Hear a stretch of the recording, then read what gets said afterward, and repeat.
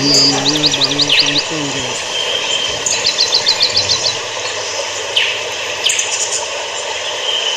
Ini ada bangun dekat. Ini panjang harinya.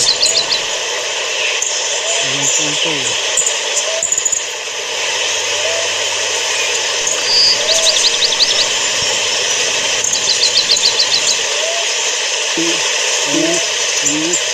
Ini berikut aja guys.